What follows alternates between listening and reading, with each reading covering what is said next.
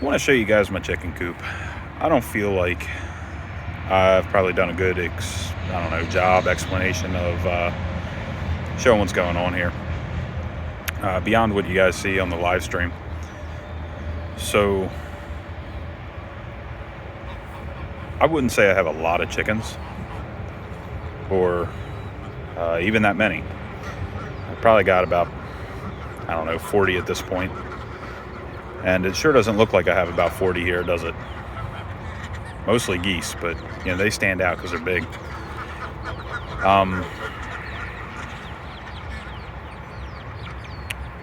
Yeah.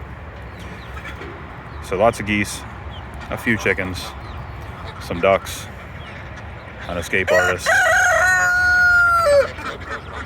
You can kind of see over there in the distance the camera that I have, pointing right there. And that's a Sunba Illuminati. That's a PTZ camera. And I can make that thing do all the things that you see on a live stream, basically zoom around, just by sending it a curl command. And it's like a web request. That's basically what it is. You request a certain URL, it goes to a preset. And that's all tied into chatbot and OBS. It works pretty good. You can see that I have all the normal stuff that, all them big old stupid homesteaders have online. The Premier One, Poultry Fence. This stuff works great if, you're having problems with any sort of ground-based predator like fox or possum or whatever. Electric does a great job stopping those ground-based predators. The one that you can buy that's like a package that comes with, I think, one of these pieces of fence and that solar charger there. That solar charger's only good for, I think, 3 pieces of fence, and I have 5. So by the time it goes all down around here and back up, all the way up there and around the front and then back down, my spark is a little low. And it doesn't do, it still does work. It just doesn't do a great job of it. So I upgraded to a better solar charger. Well, not a solar charger. A super fancy 60-mile charger. And that guy will jump a serious spark gap. About an inch. Now, you're probably asking, what happens to all the chickens? What if they get hit? Well, there's a secret, right? I only turn this on at night. The ground-based stuff doesn't really prefer to come out during the day, and it, like a fox doesn't really care for a fence, so they avoid it. I haven't really lost anything during the day to any ground-based stuff like fox or possum, raccoon. I have issues with aerial-based stuff, hawks and owl. Those guys don't care about the fence, they just fly in and kill your stuff. So that's why I got a Great Pyrenees. But, so get that fence. It's glorious. It works wonders if you have stuff dying from, preventable ground-based attackers. The coop itself, I don't want to say it's garbage, because it's not. It looks like garbage. But basically what I have wrapped around the outside here is billboard vinyl from actually billboardvinyls.com. And I think it cost me maybe $200 to wrap the entire thing, something like that. It wasn't expensive. And, the inside of it is just 2x4s and 4x4s supporting the main structure here. And I just wrapped it all around this main hen house here that has my nest boxes in it. And it's worked pretty good for, for the winter, for keeping the temperature okay, and, the stuff inside and the things outside. So if you need to wrap your stuff, this billboard vinyl works really good. You can see that I've got these little dog houses too. And these little dog houses work really good for the larger birds like geese and ducks. And sometimes, you'll get chickens that lay their eggs in here too. Chickens are opportunists. They lay their eggs any place. I was working on my shed over there, which I'll show you in a minute. One of the chickens came in and laid a egg underneath the shelf in there while I was in there cutting stuff out. But you can see here there's a couple eggs in there, and I just cut a hole in the side of the main run there and let them go in and out of it.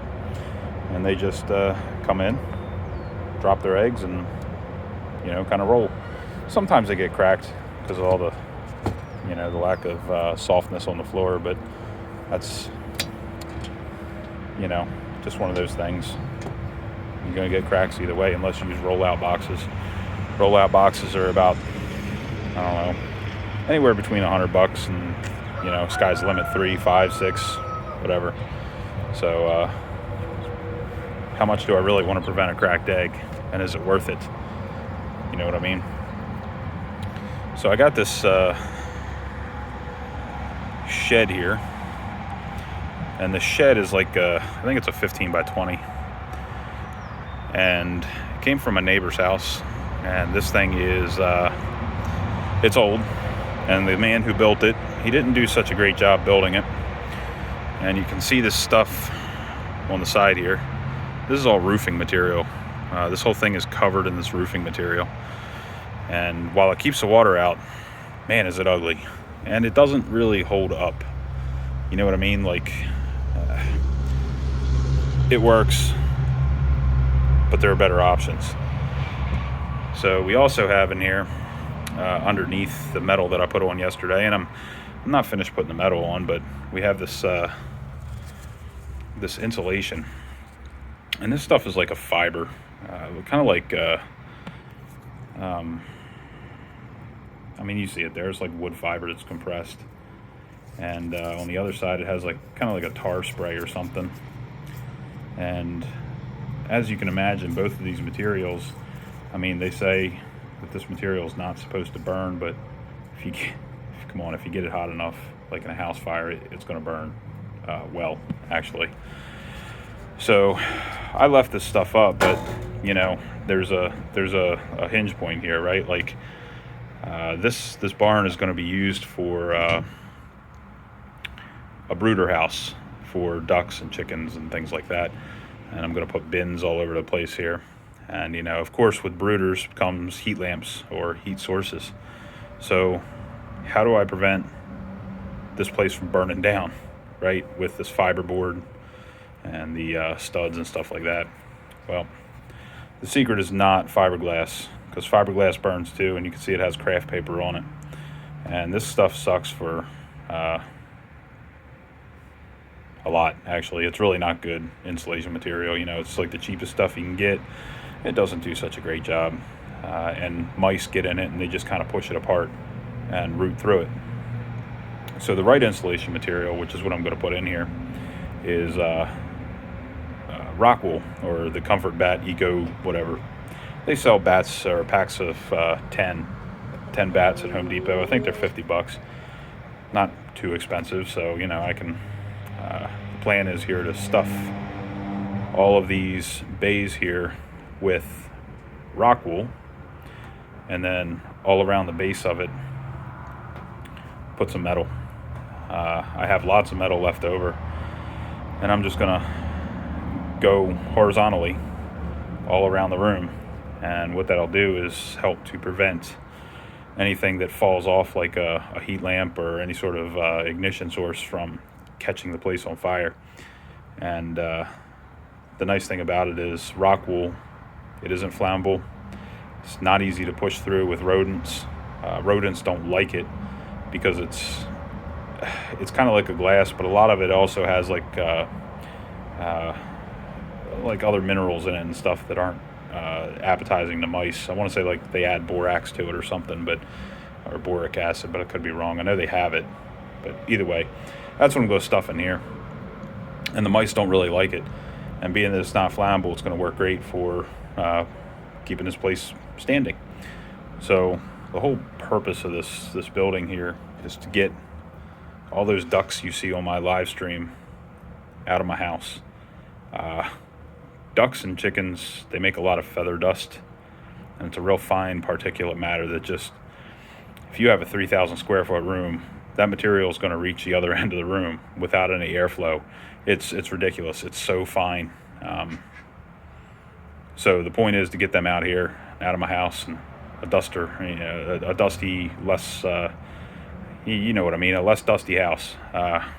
So put them all in here, keep them all nice and warm in the winter, and on the floor I'm going to put down like a linoleum or a tile or something like that, so that I don't have a moisture issue on the floor, because wood will absorb moisture.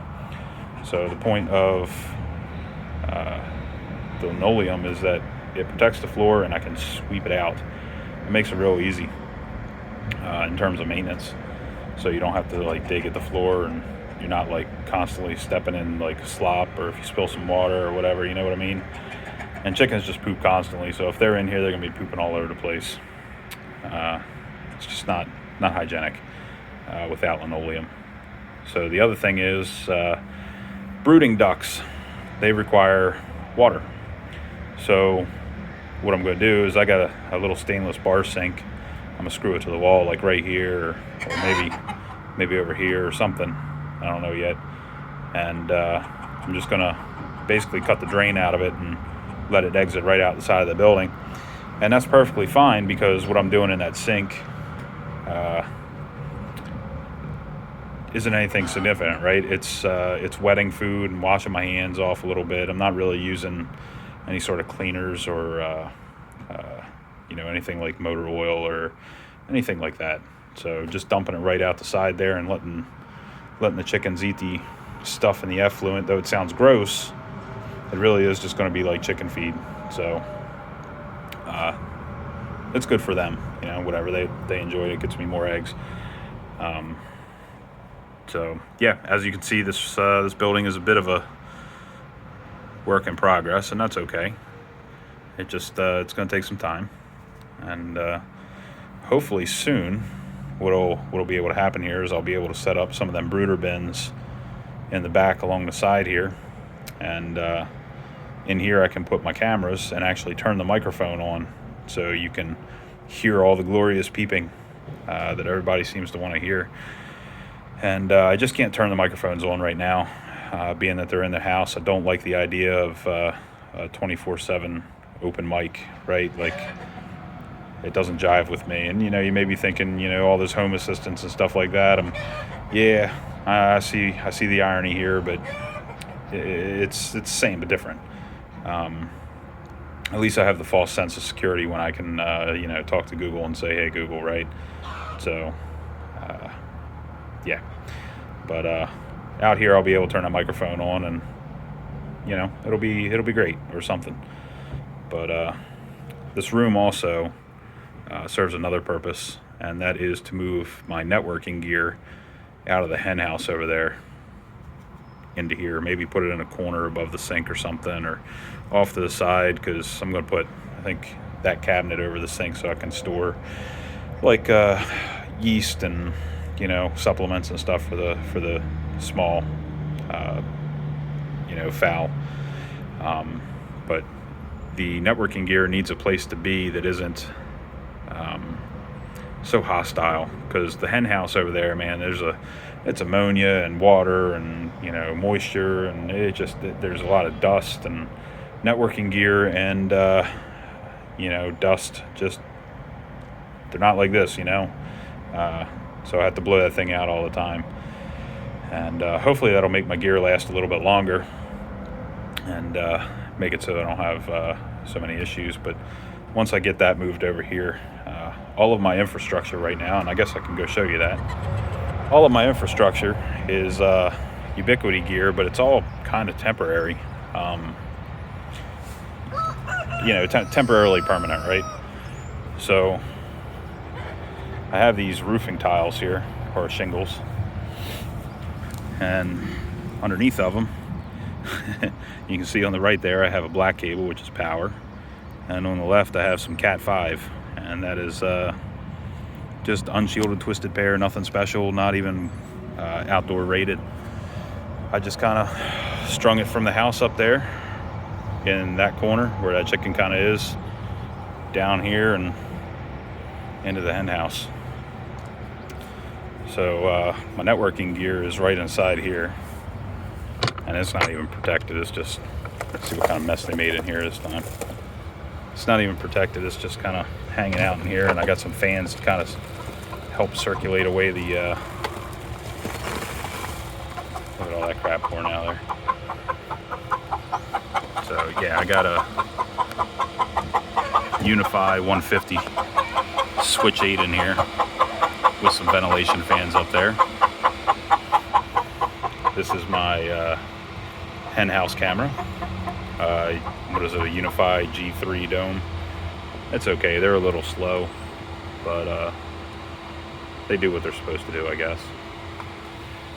And then, what else do I have to show you? This is a piece of crap Amcrest. This thing, it has zoom, but man, this thing fucking sucks. Excuse my language, but I cannot express to you how much this camera is not worth the money. RTSP just doesn't work. When it does work, it's slow, it's laggy, it's all the things you don't want a video feed to be. And I'm not exactly sure what the market is for this, other than unsuspecting people who have no idea what they're trying to buy. Save your money. Don't buy any of the Amcrest stuff. The interfaces are just garbage, and the streams are garbage, and everything about them, I really can't express just how garbage they are. You can see here I got kind of some nest boxes for them, and up top here you have separators, and I had boards in there that go horizontal, and they were right direct on this, you know, laying their eggs. After a while that got kind of irritating, because they would kick all the material out, and they would step on eggs and crack them, and then you'd end up with a wet floor, which was no good for anyone, you know, because I had to clean it out. There were no eggs that I could collect if they crack them, and it just wasn't hygienic. So, you know, old eggs sitting there just isn't good, especially in the heat of the summer when you get a bunch of flies and gnats and stuff in there messing around. So what I got here is actually some bolt bins, and these are, I think, 11 by 20 from Uline, and I think they're like $8 a piece. I don't remember how much they are, but they're not what I would say, they're not expensive, but they're not cheap. But either way, a chicken fits in them real good, and you can take them out and hose them out, and you know, add more material to them. And if you get a broody hen like this one, you can kind of just pull it out and dump her out, and instead of fighting with her or anything. So those things are real nice. I do still think that I'm going to eventually upgrade to rollouts, because you do still suffer broken eggs, and it is what it is, I guess, with anything like this. But there's not a whole lot more automation in this hen house, and all of my stuff is really just run off that Unify switch. I do have a chicken door opener there. I don't use it anymore for obvious reasons, and that, well, to me it's obvious, but the outlet on this, you know, the guy where they go out, it's all closed in and fenced in and stuff like that, and there's no reason to close and open that door anymore, and I'm really thinking I'm just going to take it off there. But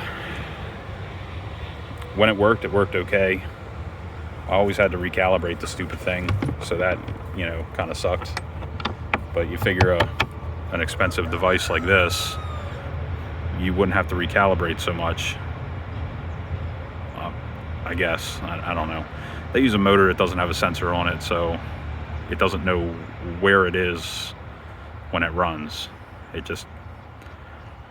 runs for like 10 seconds, and then, you know, both ways. And I guess it hopes that it goes right. I don't know.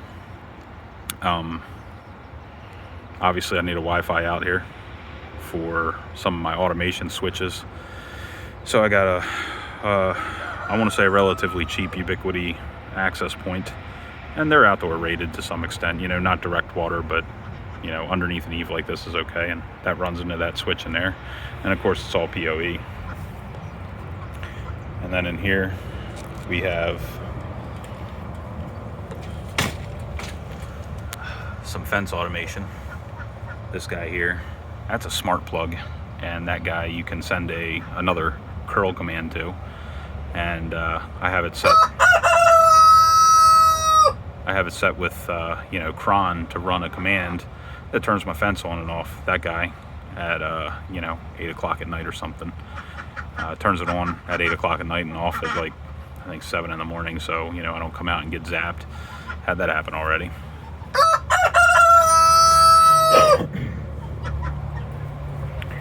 And this is the main inside cam, and it points over there, so that's kind of what you see. And this is all of what you're missing, but you can switch to inside low and see it on this camera. Another am crest, and yet another piece of crap in my opinion.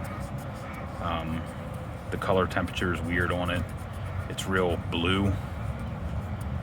It just is not, I don't know. I guess I'm expecting too much for security cameras, right? Again, don't recommend any Amcrest.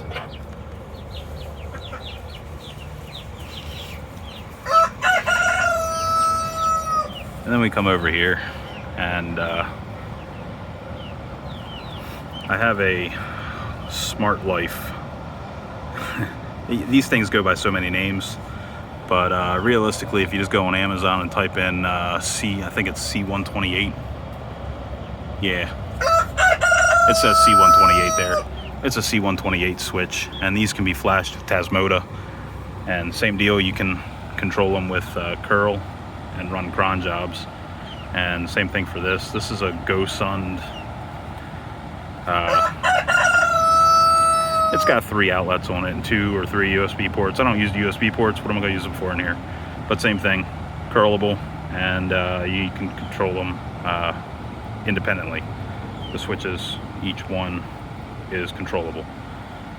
So what that is when you enable party mode, it flashes those outlets and makes the lights flash on and off, and I can turn my recessed lighting on and off. It works pretty good. It's nice and fast, but that fastness makes it so that it looks like a party. And then we have over here another dome, G3 dome, and again, not the best in the world, but okay.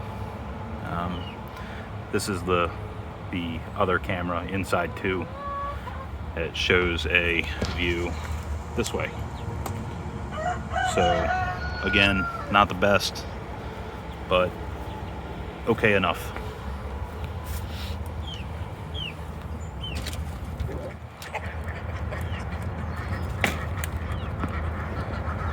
And then I guess to wrap up the video, there's some point in time that my pond would fill, and the water would come out of that hose right there. But if we walk down to where the pump is, and it's a little bit of a walk, so bear with me here.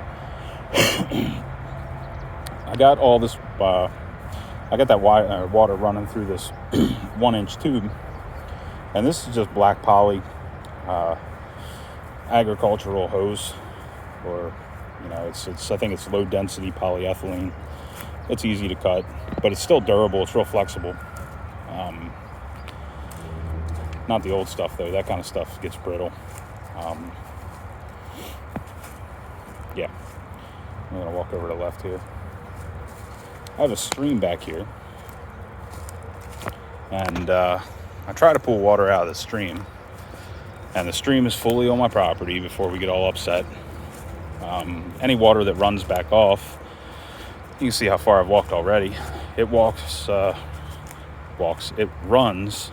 water runs through a bunch of, there's like low-lying areas here, and a lot of stuff up there that it can filter through, and it mostly runs over this way into this stuff. So any of the contaminants and stuff like that from the birds, the poo, it gets filtered off before it makes it back to the stream. This pump,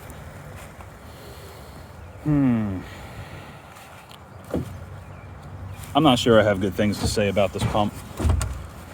This is it's a centrifugal pump. When it pumps a lot. It'll do 47 gallons per minute, and it does a good job of that. But the problem is, they say it has a suction head of 25 feet, and I'll tell you what, from here to that stream over there, suction, the way it works with head is, it's vertical, so vertical lift. And for every 1 foot of lift, you lose, you lose that foot, but you lose a couple PSI or something like that. But from here to there, it's like, I don't know, maybe 15 feet horizontal, then 2 feet vertical. So we're talking maybe 3 foot. The problem is, this is all new hose. There's no clogs in it. There's no restrictions. I have nothing on the end of it. And despite priming this thing, I cannot get this son of a bitch to suck any water. I'm real disappointed in it. There are times I spend close to 2 hours down here trying to get this pump running. And the solution I had prior was actually what's called a roller pump.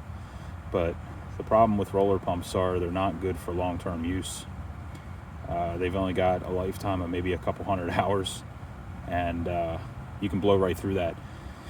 The benefit of suction pump or roller pumps, though, is they have high suction. They can do, almost 300 psi of suction. So they'll collapse this hose if it, and this is actually suction hose. It has ribbing in there and stuff like that. They'll actually collapse this hose if there's a plug on the other end. But again, they don't have a lifetime. There's no lifetime. They're meant to be run intermittently and rebuilt every so often, and they're meant for agricultural type liquids like fertilizer and pesticide and things like that, corrosives. So a lot of times they're built to handle that, but again, the lifetime just isn't there. So you need to rebuild them, and you can rebuild them. They have like 6 screws, and you just take it apart and put new rollers in and put it back together, and you're good to go. But in my case, my bearings seized and then burned out of them. So I don't know if it was like a corrosion related issue, or there's no service ports on them to oil them. There's all sealed bearings. So I don't know what I'm supposed to do with that. But this pump is on a timer. My idea was to run it every couple hours to kind of add some new water to the pond, so that it doesn't get so disgusting, because ducks are disgusting, and so are geese. But if I can't keep suction or a prime on it, which is the other problem, I lose prime on it all the time, then what the hell's the point of a timer if I'm just gonna have to come down here and reprime the thing for another 2 hours and deal with that again, right? You can see this is my stream. It's not a crazy stream, but it has enough throughput to support what I'm doing. And it's nice clean water. It's got crayfish in it. It's got salamanders. There's lots of bullfrogs. This is Eel Breeding Ground, so we get a bunch of eels in here. It's got all kinds of stuff in it, and it's not uncommon to see herds of deer, 15, 20 of them coming down here to get a drink. And I really do appreciate this stream on my property, because the usefulness of it is just hard to beat, right? It's a little better in a well, if you can get the water out of it, which apparently I can't do. But it's the well in my area has extremely hard water versus this, which is a little bit softer because it's all rainwater or runoff from the surface. So it makes it easier on the birds, makes it easier on equipment and stuff like that. So I guess this is a pretty long video, 30 minutes or whatever, and if you stuck through it, then good for you. You got some real drive and motivation, I guess. I don't know what to say to that. But I guess I figured this would be a good, semi-good one take walk around type deal. And there's my barn. Doesn't have a whole lot in it, just car parts really. But I guess if you like what you see or whatever, give me a thumbs up or give me a thumbs down, or I don't know. I don't really care at this point. I'm just talking. But thanks for watching, and I will see you guys later.